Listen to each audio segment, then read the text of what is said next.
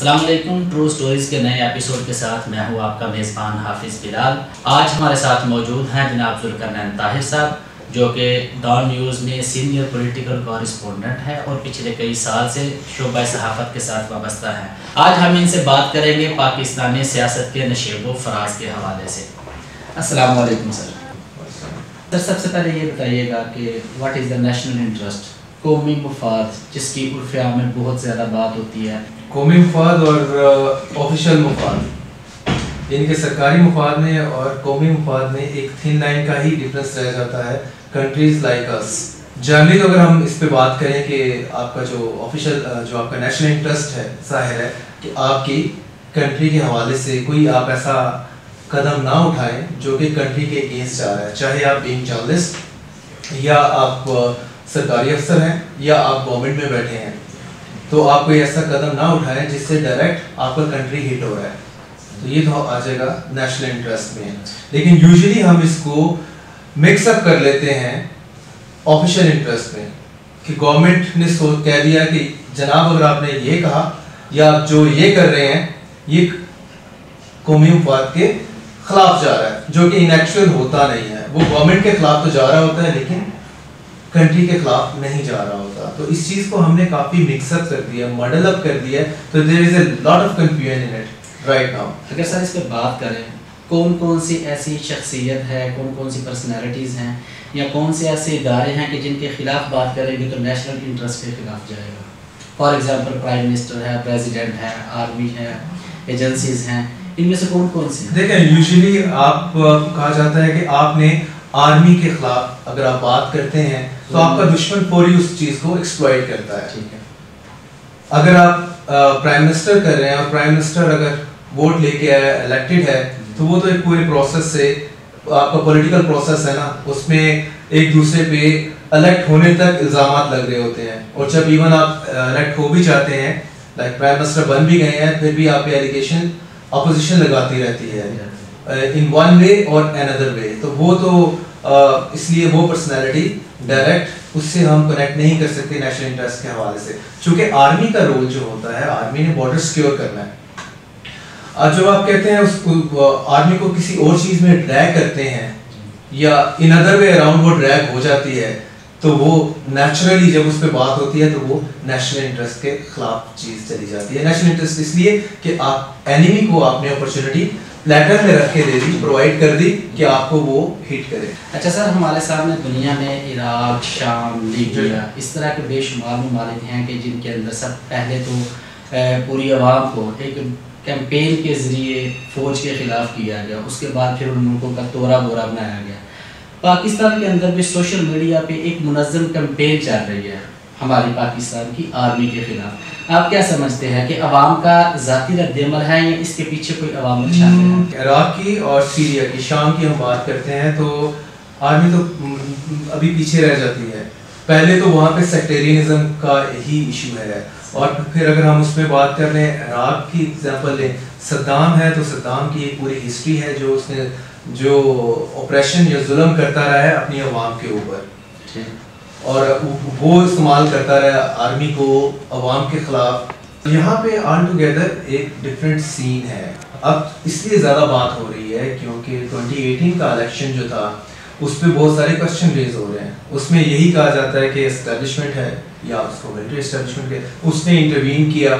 Opposition का सीधा सीधा एलिगेशन है कि Imran is a selected prime minister. Imran Khan साहब जो है, he is not an elected one, तो वो वोट की पावर से नहीं आए, उनको एस्टेब्लिशमेंट ने लाके इस सीट पे बिठाया है। तो यहाँ से वो नैरेटिव आगे चल के आपको सोशल मीडिया में फिर जाहिर है पीएमएल नून पाकिस्तान की बड़ी पार्टीज में से एक है, उसके जो सपोर्टर्स हैं, लॉयलिस्ट हैं, वो क्वेश्चन करते हैं और सोशल मीडिया में वो एक्टिव भी हैं। जी, आप इस तनाजुर में देखेंगे ये सारी चीज़ें आप अपनी जगह के ऊपर, लेकिन ये एक फैक्ट है कि एस्टेब्लिशमेंट का पूरा रोल है, कोई पहली मर्तबा तो नहीं है। या फिर वही बात आ जाती है जब ये खान साहब भी कहते हैं यार मुझसे पहले आपने नवाज शरीफ को बनाया, नवाज शरीफ से पहले किसी और को बनाया, तो इसी तरह की चीज़ें चलती है। तो सही, अगर ये इसी बात को कंटिन्यू करते हैं कि अगर शुरू से ये एस्टेब्लिशमेंट का रोल चलता है तो अब इतना हाईलाइट क्यों हो गया? इनको दुख ज़्यादा है। अगर आप कहें तो जो बाहर बैठे हैं उनको दुख ज़्यादा है कि वो क्या शुरू में उन्होंने कहा नहीं कि अब ये लाडला ले आए, इमरान को लाडला कहते थे, पहला 1 साल तो उन्होंने यही टर्म जो है वो यूज़ करते हैं कि अब ये लाडला बन गया, जो पिछले लाडले थे उनको आपने बाहर फेंक दिया है। सर DGISI के मामले पर हुकूमत और फौज की राहें जुदा हो चुकी हैं, या आप समझते हैं कि नहीं? हम देखते हैं कि नवंबर 17 का जॉइंट सेशन का जो joint session of the parliament हुआ, उसमें 33 बिल जो हैं उन्होंने अप्रूव करवाए और नून लीग इन्हें भी कंप्लेन करती रह गई कि जी फ़ोन आते रहे उधर से, सारा उन्होंने मैनेज कर लिया। उससे पहले they were excited as well, mean PML Noon leadership और द PDM लीडरशिप कि जी सेम पेज नहीं रहा, अब हम आ रहे हैं नो कॉन्फिडेंस लेके, ऐसे ही घोड़ों पे सवार हैं अर्तुगरुल की तरह, तो हम ले जाएंगे। तो सडनली उनको पता चला, ड्रीम देख रहे थे, उस ड्रीम से किसी ने उनको शेक किया, वो भाई अभी किसने कहा सेम पेज, मामला कुछ गड़बड़ हुए होंगे किसी स्टेज पे, लेकिन उनका घोड़ा वही है अभी। तो अभी भी उसके बाद जितने भी स्टेटमेंट्स इसकी आ रही हैं वो यही कह रहे हैं कि हमें इंटरफेरेंस मीन खान साहब के सर के ऊपर से हाथ आप उठा लें तो हम कल इनको ले जाएंगे नो कॉन्फिडेंस मोशन के साथ। सर इसी बात से मुझे याद आ गया, शाहिद खाकान अब्बासी साहब जब इमरान खान साहब कंटेनर पे बैठे थे तो उस वक्त कहते थे कि अंपायर की उंगली उठने वाली है। शाहिद खाकान अब्बासी साहब कह रहे हैं कि अगर हाथ उठ जाए तो हुकूमत एक दिन भी नहीं निकालेगी। ये एम्पायर कौन है और ये हाथ किसका है? एम्पायर का हमेशा जो रेफरेंस है that is towards the establishment, और इसको सिंप्लीफाई कर लें that is towards the army chief. Usually जो खान साहब ने 2014 में अपने धरने में हर स्पीच के बाद कि भाई मान जाओ नवाज शरीफ साहब स्टेप डाउन हो जाओ, रिजाइन कर दो, नहीं तो एम्पायर ने उंगली खड़ी कर देनी है, तो वो was pointing towards the army chief. That's a simple thing. ठीक सर, नैब का नया चेयरमैन कौन होगा और अगर कोई नया चेयरमैन आता है तो एहतसाब का अमल रुक जाएगा या चलता रहेगा या कोई रद्दोबदल हो सकता है? कि नैब का अभी तक जितनी अकाउंटेबिलिटी की है उन्होंने, मतलब अगर उनका पॉइंट ऑफ व्यू लें तो वो कहेंगे हमने जो इन 3 सालों में हमने कर ली वो शायद पहले हमने कभी नहीं, ये 4 ईयर टेन्योर में कर ली, ये पिछले जब से नैब बनी है 1999 से मुशर्रफ साहब के एरा में बनी। तो इसको भी सिंपल आंसर पे आता हूँ कि नैब समहाउ तो कंट्रोवर्शियल है। हम देखते हैं कि गवर्नमेंट के भी स्कैंडल्स आए हैं जिनके ऊपर उस तरह से इन्वेस्टिगेशन नहीं हो पाई जिस तरह से होनी चाहिए थी। तो ऑपोजिशन और ऑपोजिशन के लोग भी जो अंदर जाके बैठ के सुकून से चाय हुक्का पी के आ गए हैं, तो कोई कन्विक्शन नहीं है। कन्विक्शन से मुराद ये है कि सज़ा नहीं है, ये एक बड़ा क्वेश्चन मार्क है। तो अभी मेरा नहीं ख्याल कि यही जो इनकम्बेंट जस्टिस जावेद साहब कंटिन्यू करते हैं, रिटायर्ड जस्टिस जावेद इकबाल साहब, अगर ये कंटिन्यू कर लें या इनके अलावा कोई और आ जाए तो पॉलिसीज़ में कोई चेंज होगा।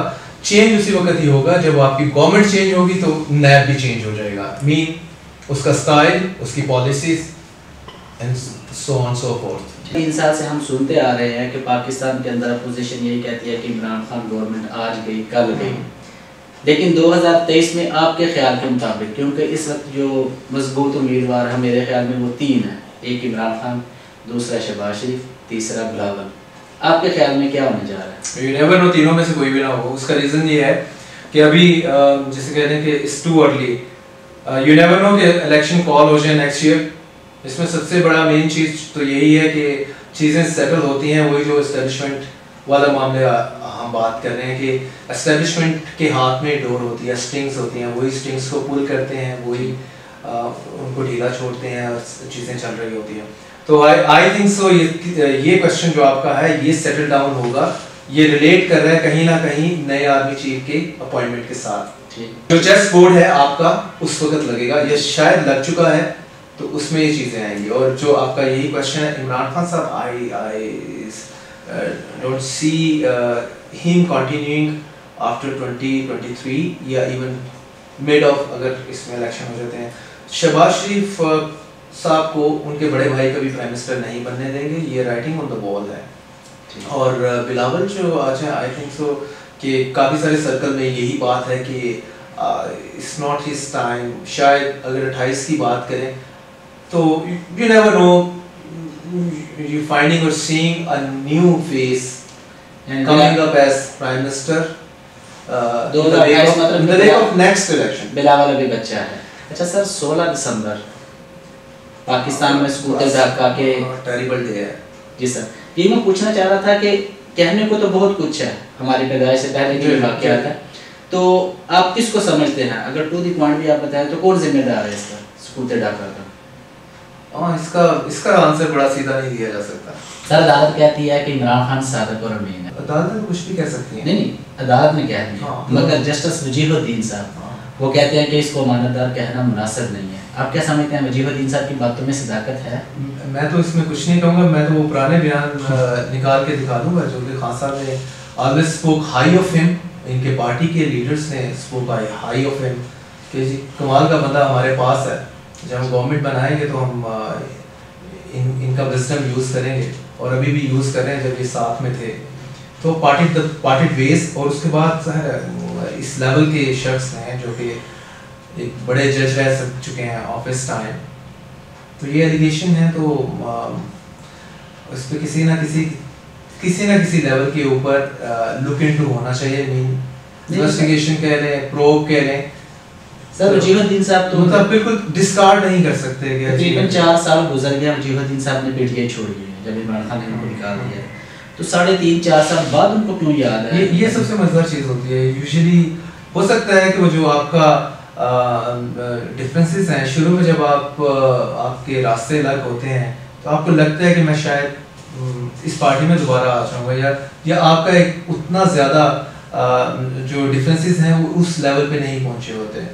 तो over the period of time फिर एक स्टेज आ जाती है कि शायद आपका फिर यू बर्निंग इनसाइड, और आप उस नेज पे पहुंच जाते हैं कि आप कहते हैं यार जो बाकी राज में छुपाए हुए हैं वो भी मैं काट के लोगों को दसते हैं। लेकिन सर ये देखें ना कि आज 4 साल के बाद अगर वजीहुद्दीन साहब ये बात करते हैं, इधर ये बात करते हैं, साथ ही एमपीएम के साथ खालिद मकबूल साहब के साथ प्लेटफॉर्म पे खड़े हो के वो बात भी कर रहे हैं, तो ऐसा तो नहीं है कि कहीं उधर से कोई इशारा मिल गया उनकी तरफ से? पॉइंट ये है कि इशारा मेरा ज़ाती ख्याल है नहीं मिला हुआ राइट नाउ, अदरवाइज तो आप महीनों की तो बात ही नहीं है, हफ्तों की भी नहीं है, दिनों में सारी चीज़ें हो जाएं। अभी इशारा नहीं है, तभी तो जो इनका महंगाई मार्च है वो मार्च में चला गया है। महंगाई अभी है, लोग अभी मर रहे हैं या सफ़र कर रहे हैं, लाइफ हम सब की मिजरेबल बनी हुई है, तो कहते हैं मार्च में जाके करेंगे। अभी आप देखें महंगाई मैक्सिमम किस लेवल पे पहुंचती है, तो मार्च में ये पीक पे होगी, तो उस वक्त फिर आप निकल आइएगा। अच्छा सर, पाकिस्तान में सहाफ़त करते हैं आपको 20 साल गुजर गए माशाल्लाह, तो आप मुख्तलिफ यूनिवर्सिटीज़ में एज ए टीचर भी जाते हैं, प्रोफेसर हैं माशाल्लाह। पाकिस्तान जो मुल्क है ये सहाफ़ियों के लिए शुरू से ही कोई सिक्योर नहीं है, लेकिन अगले दिन जो एक मामला हुआ, शहरयार अफरीदी साहब फ्रांस गए, वहाँ जाके सहाफ़ी को उन्होंने, पहले मामला सिर्फ पाकिस्तान तक था, अब ये बाहर चला गया। आप क्या समझते हैं कि सहाफ़ियों को कभी ये हुकूक मिलेंगे? पहले तो आप ये देखें कि पाकिस्तान के over the period of time media expand किया है, और अच्छा खासा एक्सपेंड किया है, और एक ये भी डिबेट है मार्केट में कि जो सहाफ़ियों को हुकूक मिले हुए हैं वो अगर हम उसका कंपैरिजन कुछ और कंट्रीज़ के साथ ही कर लें, इवन मुस्लिम कंट्रीज़ के साथ ही कर लें, तो बहुत ज़्यादा है। जो in the name of freedom of speech सहाफ़ी ज़्यादा आगे निकल जाते हैं, उसको क्रॉस कर देते हैं, उसकी लिमिट को भी क्रॉस कर देते हैं। और जो एक नया बिल गवर्नमेंट लाना चाह रही है इसमें फ्रीडम ऑफ स्पीच की लिमिट्स को डिटरमिन करने के लिए, उस पर दोबारा से बहस चल रही है। पहले तो स्टेट में सारी जो स्टेक होल्डर्स थे जर्नलिज्म में, उन्होंने आउटराइटली उसको रिजेक्ट कर दिया था गवर्नमेंट की प्रपोजल को। अब दोबारा से उस पर बात चल रही है कि हम इसमें कुछ चीज़ें चेंज करके, तो सहाफ़ी में मेरा ज़ाती ओपिनियन है कि काफ़ी बेहतर हालात हैं फ्रीडम ऑफ स्पीच के अभी, अगर हम थोड़ा सा माजी की तरफ भी चले जाएं। और अगर अगेन इस गवर्नमेंट ने कोशिश तो पूरी की है कि सर्टेन कब्स इम्पोज किए जाएं, और इस गवर्नमेंट के उसमें सहाफ़ियों को गोली भी लगी है, और उसके अलावा अबडक्ट भी हुए हैं, फिर रिकवर भी हुए हैं, तो ये चीज़ें तो चल रही हैं।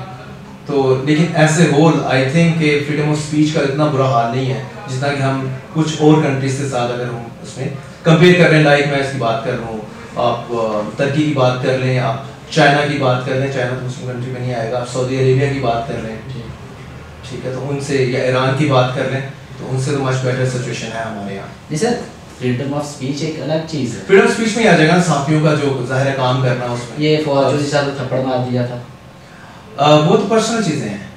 वो एक अगर आप एक एंकर ने या एक सहाबी किसी एक को टारगेट कर रहा है, मिनिस्टर को या गवर्नमेंट का कोई फंक्शनरी है, तो वो पर्सनल ग्रज है, तो वो सिर्फ एक को ही मारा है। वो कहता है मैंने इसी को ही मारा है और मैं बाकियों को नहीं मारूंगा, ये इसके लिए है, बाकियों के साथ मैं हल कर लूँगा जब भी है, नो प्रॉब्लम। ठीक है सर, बहुत शुक्रिया सर, आपके टाइम का, आपने नहीं, हमसे टाइम निकाला। Thank you very much.